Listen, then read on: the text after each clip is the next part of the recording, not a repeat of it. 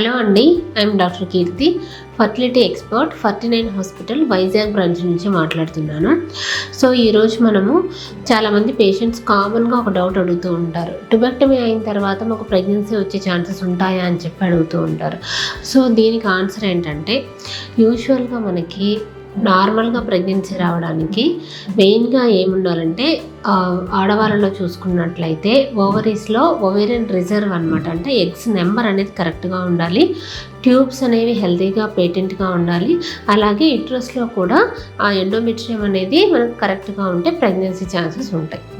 So ఇప్పుడు ఏంటంటే ఆ ఎగ్స్ ఓవరీస్ నుంచి రిలీజ్ అయిన తర్వాత ట్యూబ్స్లో మనకు ఫర్టిలైజేషన్ జరుగుతుంది. అంటే ఎగ్ అండ్ స్పర్మ్ ట్యూబ్స్లో ఫర్టిలైజేషన్ జరిగి అక్కడ ఎంబ్రియో మనకు ఫామ్ అవుతుంది. సో ఇది మనకు న్యాచురల్గా ప్రెగ్నెన్సీ వచ్చే ఇదనమాట.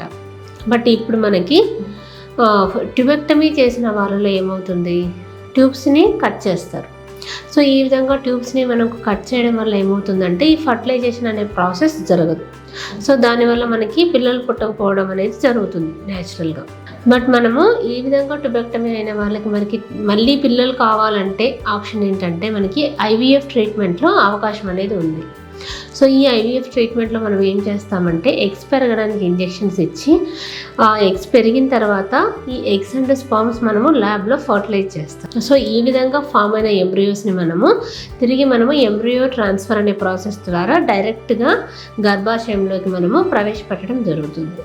సో మనం ఇక్కడ ఏంటంటే ట్యూబ్స్ని బైపాస్ చేస్తున్నాం. సో ఈ విధంగా మనకి ఎవరైతే ట్యూబెక్టమీ అయ్యి తర్వాత పిల్లలు కావాలి అని అనుకుంటున్నారు, సో ఇటువంటి పేషెంట్స్కి మనము ఈ ప్రాసెస్ ద్వారా పిల్లలకు కలిగే అవకాశం అనేది ఉంటుంది. Thank you.